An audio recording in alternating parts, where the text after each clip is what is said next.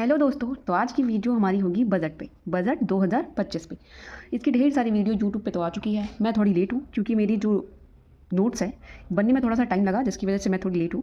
फिर भी कोई बात नहीं, स्टार्ट करते हैं। तो सबसे पहले हम लोग बजट की ऐतिहासिक पृष्ठभूमि, थोड़ा सा मतलब इसके इतिहास के बारे में जानने की कोशिश करते हैं कि आखिर बजट की शुरुआत और ये बजट सब कैसे आया।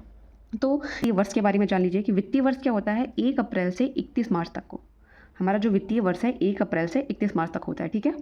अब देखिए, जो बजट शब्द है, बजट स्टार्ट करने से पहले हम इस शब्द के बारे में जानते हैं कि ये जो शब्द बजट है वो फ्रेंच शब्द बुजेट से, बुजेट, जिसका अर्थ क्या होता है, एक छोटा चमड़े का थैला। तो देखिए, अब ये जो बुजेट है ये कहाँ पे आया, कैसे आया, इसकी एक छोटी सी कहानी है जो मैं आप लोगों को सुनाने जा रही हूँ। इंग्लैंड के प्रथम प्रधानमंत्री सर रॉबर्ट वॉलपोल थे, जिन्होंने अपने वित्तीय प्रस्ताव के दस्तावेज को चमड़े के एक थैले में पेश किया था, ठीक है। जब वॉलपोल ने अपने वित्तीय प्रस्ताव को संसद में प्रस्तुत किया था तो लोग उनका मजाक बना रहे थे, हंस रहे थे सब लोग, और वहाँ पे चिल्ला चिल्ला के बोल रहे थे कि बजट खोला गया, बजट खोला गया। तो इसके बाद ही ये जो शब्द है बजट, ये वहाँ पे मतलब आ गया था। और बजट के नाम, बजट प्रणाली की शुरुआत थी, उनका जो श्रेय है वायसराय कैनिंग को जाता है। फिर यहाँ पे तीसरा पॉइंट हम पढ़ लेते हैं।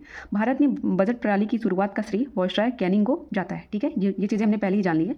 उसके बाद देखिए, संविधान के अनुच्छेद 112 के अंतर्गत वार्षिक वित्तीय वितरण शब्द हमें प्राप्त होता है। देखिए, संविधान में कहीं बजट नाम का शब्द हमें नहीं मिलता है। कि अगर हम पूछा जाए कि जो बजट है ये शब्द जो है, हम जानते हैं इसकी उत्पत्ति कहाँ से हुई। अभी हमने एक स्टोरी सुनी जिसमें पता चला कि बजट शब्द की उत्पत्ति कहाँ से हुई, इंग्लैंड में, ठीक है। तो ये जो शब्द था बजट का, ये हमारे अनुच्छेद में नहीं, किसी भी संविधान के किसी भी आर्टिकल में नहीं है। और ये आता है बस सिर्फ अनुच्छेद 112 में लिखा गया है कि वार्षिक वित्तीय विवरण, जिसे बजट के नाम से ही लगभग जानते हैं। 5वां पॉइंट है यहाँ पे, स्वतंत्र भारत का पहला बजट जो था वो 26 नवंबर 1947 को पहली बार वित्त मंत्री कौन थे उस टाइम, हमारे R.K. षणमुखम प्रस्तुत किया गया था, ठीक है, सेठी द्वारा, ठीक है। तो कौन थे वो, ये पहले वित्त मंत्री हैं। ये चीज़ भी आपको याद रखने की बहुत ज़रूरत है कि पूछता है कि स्वतंत्र भारत में पहले जो वित्त मंत्री थे वो कौन थे, तो R.K. षणमुखम सेट्टी थे। उसके बाद हमारा अगला पॉइंट है, जॉन मथाई को वर्ष 1950 में गणतंत्र भारत का पहला केंद्रीय बजट पेश करने का गौरव प्राप्त हुआ, ठीक है। जॉन मथाई को वर्ष 1950 में गणतंत्र भारत का पहला केंद्रीय बजट पेश करने का गौरव प्राप्त हुआ। हमारा 7वां पॉइंट क्या है इसमें, भारत में सबसे अधिक केंद्रीय बजट पेश करने का रिकॉर्ड मोरारजी देसाई के नाम है। कितनी बार इन्होंने पेश किया है, इन्होंने 10 बार पेश किया है। और अभी हमारी जो इस टाइम की वित्त मंत्री निर्मला सीतारमण जी हैं, इन्होंने 8 बार पेश किया है, ठीक है। वो भी लगातार, ये लगातार 8 बार पेश करने का जो रिकॉर्ड है वो निर्मला सीतारमण जी ने ही पूरा किया है। बाकी मोरारजी देसाई जी ने 10 बार किया है, लेकिन इनका जो कार्यकाल था वो 4 साल 5 साल ऐसे मतलब गैप करके था, ठीक है। हमारा 8वां पॉइंट देखिए, 25 फरवरी 1992 में रेल बजट और 29 फरवरी 1992 में सामान्य बजट पहली बार टेलीविज़न पर प्रसारण हुआ, ठीक है। अब हम बात करते हैं बजट 2025 की। सबसे पहले इसकी थीम की बात कर लेते हैं, क्योंकि SSC एग्ज़ाम में और बहुत सारे ऐसे वनडे एग्ज़ाम में सबसे ज़रूरी चीज़ यही होती है कि बजट 2025 की थीम क्या थी। तो इसकी थीम थी सबका विकास। उसके बाद देखिए, यहाँ पे सबसे पहला कॉन्सेप्ट था बजट का कि विकसित भारत का जो लक्ष्य रखा गया है 2047 में प्राप्त करने का, उसको निर्मला सीतारमण जी ने परिभाषित किया है। कि उन्होंने क्या बोला है कि ये जो विकसित भारत होंगी, तो पहला है गरीबी से मुक्ति दिलानी होगी, दूसरा है 100% अच्छे स्तर की स्कूली शिक्षा, आप समझ रहे हैं, तीसरा है बेहतरीन, सस्ती और सर्वसुलभ स्वास्थ्य सेवाएं, चौथा है 100% कुशल कामगार के साथ सार्थक रोजगार भी हो, ठीक है। 5वां है आर्थिक गतिविधियों में 70% महिलाएं। अब हमारी जो आर्थिक गतिविधियां हैं उसमें 70% महिलाओं की भागीदारी की बात की है निर्मला सीतारमण जी ने। वो स्वयं एक महिला हैं, शायद वो महिला के दर्द को ज़्यादा बेहतर समझती है। 6वां है देश को food basket of the world बनाने वाले किसान। ऐसे किसानों की भागीदारी को अधिक से अधिक सुनिश्चित करना चाहती हैं जो देश को food basket of the word बना सके, ठीक है। तो ये हुआ, ये क्या था, ये विकसित भारत 2047 के लिए कुछ की पॉइंट थे जो निर्मला। हम इस बजट के 4 स्तंभों की बात कर सकते हैं, जिसमें क्या क्या है। पहला है कृषि, दूसरा है MSME micro small medium enterprises, तीसरा है निवेश और चौथा है निर्यात। आज जो चलते हैं कृषि की ओर। अब देखिए, हम बात करेंगे कृषि पे। अभी आपको इधर ध्यान देने की बिल्कुल ज़रूरत नहीं है, और आप लोग कहेंगे तो मैं ये जो नोट्स है मेरी, मैं आप लोगों को PDF के फॉर्म में आप लोग को प्रोवाइड करा दूँगी, ठीक है। तो सबसे पहले हम, ठीक है, तो हम बात करते हैं कृषि पे, जो कि क्या है, पहला स्तंभ है। तो इस पर बात करते हैं। पहला पॉइंट इसमें है प्रधानमंत्री धन धान्य कृषि योजना। तो इसके तहत क्या किया गया है, तो इसके तहत 100 जिलों को शामिल करते हुए इस कार्यक्रम में 1.7 करोड़ किसानों की मदद मिलने की, मतलब क्या करेंगे हम लोग, 100 जिलों को शामिल करेंगे और उसमें 1.7 करोड़ किसानों को भी शामिल करेंगे। किस योजना द्वारा? प्रधानमंत्री धन धान्य कृषि योजना द्वारा। तो इससे क्या होगा हमारा? इससे हमारे कृषि में बढ़ोतरी होगी, ठीक है। दूसरा है कपास उत्पादकता मिशन। कपास उत्पादकता मिशन में क्या करना है? 5 वर्षीय मिशन हम लोग को रखना है जिसमें कपास उत्पादन में सुधार करने की बात की गई है। तीसरा है बिहार मखाना बोर्ड। मखाना के बारे में आप लोग जानते होंगे, जो सफ़ेद सफ़ेद होता है, अक्सर हम खीर बनाते समय उसका इस्तेमाल करते हैं।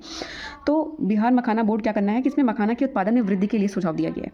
चौथा है कि राष्ट्रीय उच्च पैदावार बीज मिशन, मतलब अच्छे किस्म के बीजों हमें उच्च पैदावार, कीट प्रतिरोधी और जलवायु अनुकूलन के गुणों से संपन्न बीजों का विकास करना है और उनका प्रचार करना है इस मिशन के दौरान, ठीक है।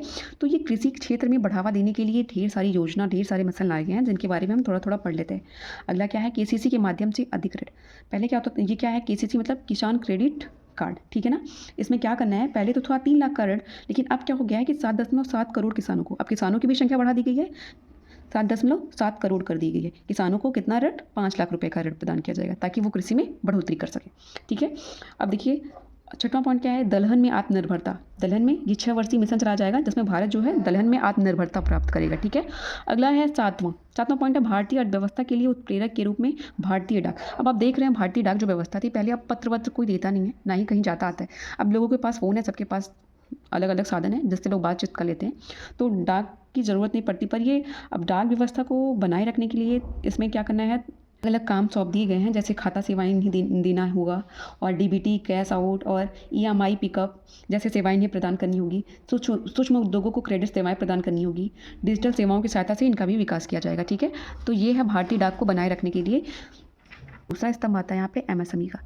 एमएसएमई का देखिए, जो एमएसएमई मतलब आप समझ रहे होंगे, माइक्रो स्मॉल मीडियम इंटरप्राइजेस, ठीक है। यहाँ पे बात हो रही है सूक्ष्म लघु मध्यम उद्योगों की। तो यहाँ पे 4 पॉइंट हैं, इनको पढ़ लेते हैं। तो यहाँ पे क्या है? पहला है सूक्ष्म उद्यमियों के लिए क्रेडिट कार्ड। उद्यम पोर्टल पर जो है हमारा, जहाँ पे इनकी रजिस्ट्री होती है, उद्यम पोर्टल पर 5 लाख रुपए सीमा के साथ प्रथम वर्ष में 10 लाख कार्ड जारी किए जाएंगे। अब देखिए इसमें क्या किया जा रहा है, इसमें बढ़ोतरी की जा रही है कि जो प्रथम वर्ष में 10 लाख कार्ड जारी किए जाएंगे और उसमें क्या है कि आपका जो उधार लेने की जो मतलब ऋण लेने की जो क्षमता है वो 5 लाख रुपए तक की रखी गई है, ठीक है।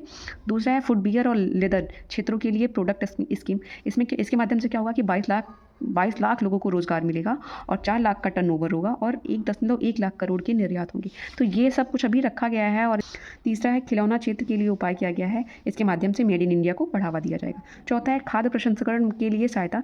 बिहार में राष्ट्रीय खाद्य प्रौद्योगिकी संस्थान के खाद्य प्रसंस्करण को बढ़ावा देने के लिए बिहार में राष्ट्रीय खाद्य प्रौद्योगिकी संस्थान की स्थापना की गई है, ठीक है। तो ये एमएसएमई में बदलाव लाने के लिए ये सारे पॉइंट्स किए गए हैं, ये सारी योजनाएं लाई गई हैं, ठीक है। अब हम आगे पढ़ेंगे। देखिए अभी हमने यहाँ पे पढ़ा है एमएसएमई। तो सबसे पहले हम लोग जान लेते हैं एमएसएमई मतलब ये जो कैसे हम लोग करते हैं कि माइक्रो स्मॉल मीडियम इंटरप्राइजेस कैसे होता है। तो ये कौन से उद्योग को हम सूक्ष्म उद्योग कहेंगे, कौन से को लघु कहेंगे और कौन से को मध्यम कहेंगे, ठीक है। तो माइक्रो, स्मॉल और मीडियम जो इंटरप्राइजेज हैं, किसको कहेंगे, ये चीज़ हमें निर्धारित करने के लिए। देखिए पहले क्या था, मतलब अभी तक क्या था कि जो सूक्ष्म उद्योग मतलब जिनका, यहाँ पे करोड़ में बात हो रही है कि ऐसे उद्योग जिनका जो निवेश है वो 1 करोड़ का है, वो अब तक सूक्ष्म उद्योग कहे जाते थे। पर अब उसको संशोधित कर दिया गया। अब ये कहा जा रहा है कि जिनका जो निवेश है, इन्वेस्टमेंट है जिन उद्योगों का 2.5 करोड़ का, उन्हें हम सूक्ष्म उद्योग में, जिनका 25 करोड़ का उन्हें हम लघु उद्योग में, और जिनका 125 करोड़ का है उन्हें हम मध्यम उद्योग की श्रेणी में रखेंगे, ठीक है। ये तो निवेश की बात हो गई। इसी तरीके से टर्नओवर की बात होती है, ठीक है। तो टर्नओवर की बात करते हैं। टर्नओवर क्या होता है कि किसी निश्चित अवधि में किसी कंपनी की कुल आय जो होती है वो टर्नओवर होती है। पहले ये क्या थी, 5 करोड़ की थी, ठीक है। अगर वो 5 करोड़ का इनका टर्नओवर है तो वो जो होगा वो सूक्ष्म उद्योग होगा, ठीक है। उसे सूक्ष्म उद्योग की श्रेणी में रखेंगे। पर अब उसे संशोधित कर दिया गया है और उसे 10 करोड़ रख दिया गया है। अब जो सूक्ष्म उद्योग है, जिन कंपनी का या जिन उद्योगों का जो टर्नओवर है वो 10 करोड़ होगा, 10 करोड़ से कम होगा, वो सूक्ष्म उद्योग की श्रेणी में रखे जाएंगे। जिनका 100 करोड़ होगा उन्हें लघु उद्योग की श्रेणी में रखा जाएगा और जिनका 500 करोड़ होगा उन्हें मीडियम या मध्यम उद्योग में, ठीक है, उनकी श्रेणी में रखा जाएगा। तो ये तो हमको पता चलेगा कि कौन से ऐसे उद्योग हैं जो सूक्ष्म में रखे जाएंगे, कौन से लघु में और कौन से मध्यम में। ऋण गारंटी सुरक्षा की बात की जा रही है। तो एमएसएमई के लिए पहले 5 करोड़ था, अब उसे 10 करोड़ कर दिया गया। स्टार्टअप कंपनियों के लिए पहले 10 करोड़ था, उन्हें 20 कर दिया गया। और निर्यातक एमएसएमई के लिए ये जो राशि है वो 20 करोड़ रुपए तक समधि ऋण कर दी गई है, ठीक है। तो यहाँ तक आपको समझ में आ गया होगा। अब हम बात करते हैं आगे। चलिए देखिए, अब तक हमने बात की है कृषि में और एमएसएमई दोनों की बात कर ली है, 2 स्तंभों की। अब हम बात करते हैं तीसरे स्तंभ की, जो है लोगों, अर्थव्यवस्था और नवाचार में निवेश। निवेश की बात किए थे ना हम लोग, निवेश के बाद निर्यात। चौथा स्तंभ क्या था हमारा? निर्यात का था, ठीक है। तो निवेश में भी कुछ पॉइंट्स लिखे हुए हैं यहाँ पे, इनको बारी बारी समझ लेते हैं। अब देखिए कहाँ कहाँ निवेश की बात की गई है। तो पहला है सक्षम आंगनवाड़ी और पोषण में 2.0 में निवेश की बात की गई है। दूसरा है आईआईटी में क्षमता विस्तार की बात की गई है। तीसरा जिला अस्पतालों में डे केयर कैंसर केंद्र की बात की गई है। चौथा है भारतीय भाषा पुस्तक स्कीम की बात की गई है, इसमें निवेश की बात की गई है। पाँचवा है कौशल प्रशिक्षण हेतु मतलब 5 राष्ट्रीय उत्कृष्टता केंद्र स्थापित करने की बात की गई है, ये भी एक निवेश का ही माध्यम है। छठवां है अटल टिंकरिंग प्रयोगशालाएं, जो 5 वर्षों में 50,000 प्रयोगशालाएं स्थापित करेंगे। कहाँ पे? हमारे अलग अलग जिलों के अलग अलग विद्यालयों में, ठीक है। सातवां देखिए शिक्षा के लिए कृत्रिम बुद्धिमत्ता उत्कृष्टता केंद्र की बात की गई है, इसमें निवेश का मूल्य जो रखा गया वो कितना किया जाएगा, तो वो 500 करोड़ की राशि रखी गई है। आठवां है स्कूलों स्वास्थ्य केंद्र में ब्रॉडबैंड की कनेक्टिविटी की बात की गई है कि स्कूलों में जल्दी से जल्दी और जैसे स्वास्थ्य केंद्र जहाँ पे हमारे हैं वहाँ पे वाईफाई की कनेक्टिविटी लाई जाए, इंटरनेट की सुविधा उपलब्ध कराई जाए। नौवां है चिकित्सा शिक्षा का विस्तार किया जाए, मतलब कि जो चिकित्सा शिक्षा का विस्तार करने का मतलब आप समझ रहे हैं कि जो हमारी नीट की जो सरकारी स्कूलों की सीटें हैं उनमें विस्तार करने की बात की गई है। पीएम स्वनिधि योजना में निवेश करने की बात की गई है, ठीक है। तो देखिए इसके लिए कुछ योजनाएं लाई गई हैं, जैसे क्या और पहली योजना है और संरचना के लिए राज्यों को सहायता दी जाएगी। और संरचना का मतलब समझ रहे हैं आप? इंफ्रास्ट्रक्चर, जिसमें 1.5 करोड़ रुपए की राशि दी जाएगी 50 वर्ष के लिए, जो कि क्या होगी हमारी ब्याज से मुक्त होगी, ठीक है। ये एक तरीके से इन्हें ऋण दिया जाएगा राज्यों को, जो कि ब्याज से मुक्त होगा। दूसरा है जल जीवन मिशन की बात की गई कि 2028 तक इसे 100% कंप्लीट कर दिया जाए। तीसरा है विद्युत क्षेत्र में सुधार की बात की गई है, राज्यों के भीतर ट्रांसमिशन में वृद्धि की जाएगी, जिसके माध्यम से विद्युत क्षेत्र में सुधार की बात की गई है। चौथा है परिसंपत्ति मौद्रीकरण योजना, नई परियोजनाओं में 10 लाख करोड़ की पूंजी वापस लाने के लिए इसका शुभारंभ किया गया है। पाँचवां है शहरी चुनौती निधि, इसमें क्या है शहरों का सृजनात्मकता, पुनर्विकास और जल एवं स्वच्छता का प्रस्ताव कार्यान्वित करने के लिए 1 लाख करोड़ रुपए का निवेश करने की बात की गई है, ठीक है। तो यहाँ पे देखिए हमने अब तक पढ़ा है कृषि, दूसरा पढ़ा है एमएसएमई, तीसरा पढ़ा हमने यहाँ पे निवेश, और अब देखिए बारी है निर्यात की। तो उससे पहले कुछ चीज़ें हम जान लेते हैं कि रोजगार। देखिए यहाँ पे रोजगार आधारित विकास के लिए पर्यटन को बढ़ावा देने की भी बात की गई है, जैसे क्या क्या करके। पहला है राज्यों के साथ साझेदारी से शीर्ष 50 पर्यटक स्थलों का विकास किया जाएगा। जो हमारे पर्यटक स्थल हैं उनमें विकास करने की बात की गई है, उनमें निवेश करने की बात की गई है। दूसरा है सुव्यवस्थित ई वीज़ा सुविधाओं की शुरुआत की गई है, जिससे पर्यटन को बढ़ावा दिया जा सके। तीसरा है युवाओं के लिए गहन कौशल विकास कार्यक्रम चलाने की बात की गई है। चौथा है राज्यों को निष्पादन संबंध प्रोत्साहन राशि देने की बात की गई है। और पाँचवां है होम स्टे के लिए मुद्रा ऋण देने की बात की गई है, ठीक है। छठवां है पर्यटक गंतव्यों तक यात्रा की सुगमता और संपर्क, एक तरह से समझिए आप रोड को बनाने की और यात्रा को आसान करने की बात की गई है इसमें, ठीक है। तो ये सारे जो पॉइंट्स हैं हमारे 6, ये क्या बात करते हैं? ये पर्यटन को बढ़ावा देने की बात करते हैं, ठीक है। इन सब बातों पे हमारे बजट में चर्चा हुई है, इन सब बजट से हमारी इन सब चीज़ों पे फ़ायदा होगा, और आगे हम बात करते चलते हैं आगे क्या क्या है हमारे बजट में। यहाँ पे कुछ और योजनाओं की बात कर लेते हैं, जैसे देखिए पीएम अनुसंधान अध्येता वृत्ति। अध्येता वृत्ति का मतलब आप समझ रहे हैं, स्कॉलरशिप एक तरीके से कह सकते हैं इसे। तो इसमें बात की गई है आईआईटी और आईआईएससी में 10,000 अध्येता वृत्ति की बात की गई है। दूसरा है फसल जन्म प्लाज्म के लिए जीन बैंक, तो भविष्य में खाद्य और पोषाहारीय सुरक्षा के लिए 10 लाख जन्म प्लाज्म लाइनों वाला दूसरा जीन बैंक स्थापित करने की बात की गई है। तीसरा है ज्ञान भारतम मिशन, इसमें क्या है कि 1 करोड़ से अधिक पांडुलिपियों को शामिल करने के लिए हमारी पांडुलिपि धरोहर का प्रलेखीकरण और संरक्षण की बात की गई है। इसको किसके माध्यम से? इसको राष्ट्रीय डिजिटल संग्रह के माध्यम से, मतलब इसको डिजिटली संग्रहित किया जाएगा इन पांडुलिपियों को। चौथा है अनुसंधान विकास और नवाचार, इसकी बात की गई है। इसमें क्या किया गया है कि निजी क्षेत्र आधारित अनुसंधान विकास और नवाचार पहल के लिए 20,000 करोड़ का आवंटन किया गया है, ठीक है। ये राशि है 20,000 करोड़ रुपए की। पाँचवा है राष्ट्रीय स्थानिक मिशन। पाँचवा हमारा मिशन ये है, इसमें क्या की गई है? बुनियादी भू स्थानिक अवसंरचना और डाटा विकसित करने पर बल दिया गया है, ठीक है। तो ये हमारी योजनाएं थी, इनको भी समझ लीजिए। कभी कभी पूछ सकता है कि पीएम अनुसंधान अध्येता वृत्ति में कितनी हज़ार राशि की बात की गई है, तो वो है 10,000 राशि की। और ये ज्ञान भारतम मिशन क्या है? तो आप बता सकते हैं कि पांडुलिपियों का डिजिटल संग्रह करना ही इसका मतलब मेन मोटो है। तो ये सब चीज़ें आपको याद रखनी होगी और बजट में आई हैं तो ज़रूरी है, ठीक है। अब देखिए निर्यात की बात हम कर रहे हैं। अब तक हमने कृषि, एमएसएमई और निवेश, उसके बाद निर्यात की बात कर लेते हैं। निर्यात में क्या है? निर्यात संवर्धन मिशन, पहला क्या पॉइंट है इसमें? निर्यात संवर्धन मिशन।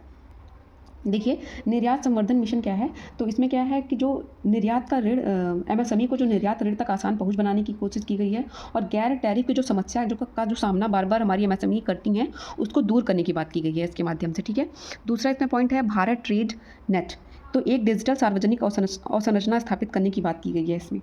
ठीक है, तीसरा है जीसीसी के लिए राष्ट्रीय फ्रेमवर्क, उभरते हुए टीयर 2 शहरों में वैश्विक क्षमता केंद्रों को बढ़ावा देने के लिए राज्यों का मार्गदर्शन करने की बात की गई है। चौथा है एयर कार्गो के लिए भंडारगृह की सुविधा। अक्सर हम देखते हैं हमारे जो वस्तु होती हैं, सामानें होती हैं, खाने पीने के फल होते हैं, वो जब दूसरे देश में या बाहर अंतर्राष्ट्रीय व्यापार हम जब करते हैं तो वो वहाँ तक पहुँचते पहुँचते सड़ जाती हैं। तो उसके लिए हम क्या कर रहे हैं, एयर कार्गो के लिए भंडारगृह की सुविधा कर रहे हैं, जिससे बागवानी उत्पादों के लिए भंडारगृह किया जा सके, उनको सुविधा हो और वो ख़राब ना हो सके, उनका निर्यात आयात आसानी से हो सके, तो इसकी व्यवस्था की गई है। ठीक है, अब यहाँ भी कुछ इंपॉर्टेंट टॉपिक्स हैं, उनको पढ़ते हैं। जैसे कर सुधार की बात की गई है, तो क्या है, प्रत्यक्ष करों में परिवर्तन तथा नए आयकर विधेयक लाने का प्रस्ताव लाया गया है इसमें। दूसरा है विनियामक सुधार, उत्पादकता और रोजगार को बढ़ावा देने के लिए सिद्धांत आधारित सरल विनियामक फ्रेमवर्क की बात की गई है। तीसरा है 36 जीवक रक्षक दवाओं और औषधियों को छूट प्राप्त सूची के अंतर्गत रखा गया है। और चौथा है 6 दवाओं को 5% शुल्क वाली सूची में रखा गया है। अब देखिए, हम बात करते हैं कुछ ऐसे चीज़ों की जिन्हें जानना हमें बहुत ज़रूरी है। चलिए, रुपया कहाँ से आता है। ठीक है, मान लीजिए हमारे पास, हमारी गवर्नमेंट के पास 100 रुपया है तो बहुत पैसे ही, पर मानते हैं 100 रुपये। ठीक है, ये 100 रुपये कहाँ कहाँ से आते हैं हमारी सरकार के पास, इस चीज़ की जानकारी हमें इससे मिलेगी। तो देखिए, मान लीजिए 100 रुपये हैं, तो 100 रुपये में से जो 24 रुपये हैं वो कहाँ से आते हैं, उधारी और अन्य देनदारियों से। जो हम उधार लेते हैं, जो हमारी सरकार उधार लेती है, उससे हमें 24 रुपये प्राप्त होते हैं। ठीक है, उसके बाद आयकर से हमें 22 रुपये मिलते हैं, फिर जीएसटी और अन्य कर से हमें 18 रुपये मिलते हैं, निगम कर से हमें 17 रुपये मिलते हैं, गैर कर प्राप्तियों से हमें 9 रुपये मिलते हैं और केंद्रीय उत्पाद शुल्क से 5 रुपये मिलते हैं, सीमा शुल्क से हमें 4 रुपये मिलते हैं और गैर ऋण पूंजीगत प्राप्तियों से हमें 1 रुपये मिलते हैं। टोटल को आप मिलाएंगे और हमारे 100 रुपये मिल जाएंगे। ये रुपये आपको समझाने का 100 रुपये का एक एग्जाम्पल आसान था, तो मैंने 100 रुपये का एग्जाम्पल लिया। बाकी आप सब जानते हैं कि हमारी जो गवर्नमेंट है वो कितने पैसे वाली है ना। तो अब देखिए, ये 100 रुपये मिल गए हमें। अब 100 रुपये खर्च कहाँ होते हैं, कहाँ कहाँ जाते हैं, इस चीज़ की यहाँ पे चर्चा की गई है। अब ये 100 रुपये मिले, अब 100 रुपये खर्च भी तो होंगे भाई। गवर्नमेंट कब तक 100 रुपये बचा के रखेगी अपने पास, तो खर्च करती है तो वो ब्याज पे 20 रुपये खर्च कर देती है। भाई उधार लिया है तो टैक्स देना पड़ेगा ना। आप चाहते हो बैंक के पास उधार लेते हो, लोन लेते हो, तो फिर उसका टैक्स भी तो भरते हो हर टाइम। तो वो सरकार भी लेगी तो सरकार को भी तो भरना पड़ेगा। तो ब्याज में वो 20 रुपये दे देती है। फिर मुख्य सब्सिडी जब देती है तो फिर उसमें सब्सिडी में 6, आप देख रहे हैं सिलेंडर पर सब्सिडी, खाद पे सब्सिडी, हर जगह सब्सिडी मिल रही है आपको। तो कहाँ से दे रही है गवर्नमेंट, जहाँ से दे रही है वो 100 रुपये से ही दे रही है, तो वो 6 रुपये उसमें चला जाता है। केंद्र प्रायोजित स्कीम में 8 रुपये चला जाता है। केंद्रीय क्षेत्र स्कीम रक्षा एवं सब्सिडी कर पूंजीगत परिव्यय को छोड़कर 16 रुपये इसमें भी देती है वो। राज्यों का कर एवं शुल्क हिस्सा जो होता है वो 22 रुपये का होता है, उसको भी देती है। वित्त आयोग और अन्य अंतरण को भी वो 8 रुपये देती है। अन्य व्यय पर भी वो 8 रुपये खर्च करती है। पेंशन पे वो 4% खर्च करती है। अरे भाई, रिटायर होंगे, पेंशन दे रही है सरकार, इतना खर्च करी है, अब तो सरकार को बुरा मत बोलो। तो वो पेंशन पे 4 रुपये खर्च कर दे रही है। 100 रुपये है बेचारे के पास, 4 रुपये पेंशन पे दे दी वो। उसके बाद रक्षा पे वो 8 रुपये खर्च कर दी है। तो ये हिसाब है उसका, रुपया कहाँ जाता है। आप लोग पूछते हो ना कहाँ जा रहा है पैसा इतना सारा, तो ये डेटा देखो आप, ये इस तरीके से सरकार अपने पैसे को खर्च करेगा और यहाँ से इस माध्यम से उसको पैसे प्राप्त होते हैं। ठीक है, ये चीज़ आप लोगों ने पढ़ ली और लगभग बजट आपका समाप्त होता है। अब लास्ट और इम्पॉर्टेंट चीज़ बचती है जो हम टैक्स स्लैब के बारे में पढ़ते हैं। आप सुनते आ रहे हैं कि अरे अब तो टैक्स का जो सिस्टम था वो चेंज हो चुका है, 12 लाख पाने वालों पर कोई टैक्स नहीं लग रहा है। जो 12 लाख कमा रहे हैं, पर ये उन लोगों के लिए है जिनका फिक्स जॉब है, गवर्नमेंट जॉब है, सैलरीड है, उनके लिए। वो अगर 12 लाख कमा रहे हैं तो उनके ऊपर कोई टैक्स नहीं लगेगा। ऐसी बातें आपने सुनी है। ठीक है, तो आइए आप समझते हैं उसको। अब बात करते हैं हम टैक्स रेजिम पे। ठीक है, तो पहले क्या था, पहले ये था कि 0 से 3 लाख की जिनकी भी इनकम होगी, ये ईयरली बात हो रही है, एनुअल वाली बात हो रही है, तो उनके ऊपर कोई टैक्स नहीं लगेगा। फिर 3 से 7 लाख वालों पर 5% का टैक्स लगेगा। 7 से 10 लाख वालों पर 10% का टैक्स लगेगा। 10 से 12 वालों पे 15% का और 12 से 15 वालों पे 20% का और 15 से अधिक वालों पे 30% का टैक्स लगेगा। पर अब वो टैक्स स्लैब चेंज हो चुका है। अब क्या हो गया है, 0 से 4 लाख वालों पे कोई टैक्स नहीं लगेगा। 4 से 8 वालों पे 5% का टैक्स लगेगा और 8 से 12 लाख वालों पे 10% का टैक्स लगेगा। 12 से 16 वालों पे 15% का टैक्स लगेगा और बाकी मुझे पढ़ने की ज़रूरत नहीं है, चीज़ें लिखी हुई हैं, आप देख सकते हैं। ठीक है, एक चीज़ यहाँ पर नई है कि 8 से जो 12 लाख तक का जिनकी भी सैलरी है उन पर 60K की छूट दी गई है गवर्नमेंट की तरफ से, और इसे ही हम रिबेट कहते हैं। रिबेट के बारे में सुना होगा कि गवर्नमेंट ने 60,000 का रिबेट दिया है। तो ये जो रिबेट होता है वो टैक्स बेनिफिट होता है, जो सरकार द्वारा दी गई छूट होती है, उसे ही हम रिबेट कहते हैं। तो आप अब समझ रहे होंगे कि कैसे 12 लाख वालों पे, जो हम कह रहे थे कि जिनकी 12 लाख सैलरी होगी उन पे कोई टैक्स नहीं लगेगा, वो इसी छूट के आधार पे कहा जा रहा है।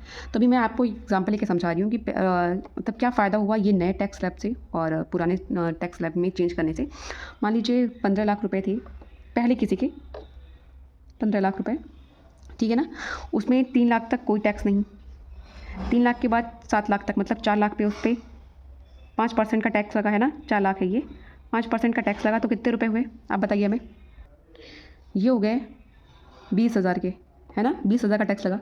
बाकी आगे 7 से 10 लाख, मतलब 3 लाख पे फिर से टैक्स लगेगा, और कितने का लगेगा, तो ये लगेगा 10,000 का, 10% का, सॉरी। तो कितना होगा टोटल, ये हो जाएगा 30,000, है ना। उसके बाद आगे देखिए 10 से 12 लाख में भी टैक्स लगेगा 2 लाख पर, तो 2 लाख पे टैक्स लगेगा कितने का, 15% का, तो कितना हो जाएगा ये, तो ये हो जाएगा 30,000। तो 15 लाख पे देखिए यहाँ पे बाकी 3 लाख का कितना लगेगा, 20%। तो 20% का मतलब आप बताइए कितना होगा पैसा, 80,000 में उतना जोड़ देंगे हम, 60,000, है ना। 80 में 60,000 जोड़ेंगे तो 1,40,000 आ जाएगा, है ना। पहले हम कितना चुकाते थे टैक्स, 1,40,000, और हम कितना नया टैक्स स्लैब आया उसके हिसाब से देखते हैं। 4 लाख तक कोई टैक्स नहीं, ठीक है, कोई टैक्स नहीं।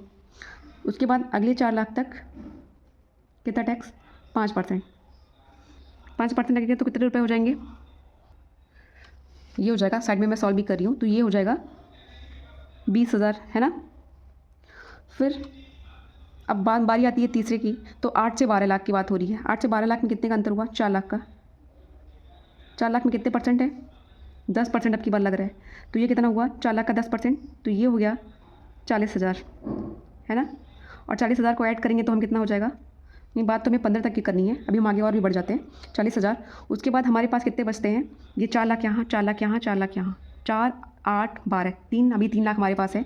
और 3 लाख जो अगला 3 लाख है हमारा, उस पर कितना परसेंट लगेगा, तो उस पर 15% का टैक्स लगेगा, और ये हो जाएगा हमारा 45,000, है ना। तीनों को ऐड करिए आप, कितना हुआ, 1,05,000। टोटल कितने टैक्स देने होंगे, 1,05,000। अब यहाँ पे देखिए हमें जो नया टैक्स स्लैब है उसमें हमें 15 लाख रुपए पर कितना टैक्स देना होगा, 1,05,000। जहाँ पहले हम कितना चुकाते थे टैक्स, 1,40,000, और अब हम कितना चुका रहे हैं, 1,05,000, ठीक है। अब देखिए एक नई चीज़ मैं आपको बता देती हूँ, जो आप लोग बोल रहे थे कि 12 लाख में कैसे कोई टैक्स नहीं लग रहा है, ये चीज़ मैं बता दे रही हूँ आप लोगों को, क्लियर कर दे रही हूँ। 12 लाख पे आपने यहाँ तक देखा था, 12 लाख पे, है ना, और यहाँ पे क्या देखा आपने, ये यहाँ तक की जो कंडीशन है ये 12 लाख वालों की है, ऊपर के दोनों, तो ये टोटल 60,000 का टैक्स आ रहा है ना नई स्कीम के तहत, इसमें 60,000 आ रहा है। पर आप देख रहे हैं कि जो 60,000 का गवर्नमेंट ने रिबेट दिया है उसके हिसाब से ये 60,000 की छूट मिल जा रही है। तो 12 लाख का जो टैक्स बना था 60,000, सरकार ने उस पर छूट दे दी, तो मतलब अब कुछ भरना नहीं है, तो हो गया ना 12 लाख की अगर किसी की इनकम है तो उसको कोई टैक्स नहीं भरना है इस हिसाब से। तो यही है उसका ट्रिक, और कुछ इसमें नया नहीं है गाइस। तो आपको अच्छा, मुझे लगता है आपको ये वीडियो बहुत हेल्पफुल लगी होगी। अगर वीडियो अच्छी लगती है तो आप इसे लाइक कर दीजिएगा और चैनल को सब्सक्राइब कर दीजिएगा और बहुत जगह से शेयर करिएगा। तो ठीक है गाइस, मैं नई वीडियो के साथ आप लोगों के सामने आऊँगी, और उम्मीद करती हूँ आप लोग मेरी वीडियो को ज़्यादा से ज़्यादा देखेंगे, शेयर करेंगे, लाइक करेंगे और सब्सक्राइब करेंगे। Thank you guys.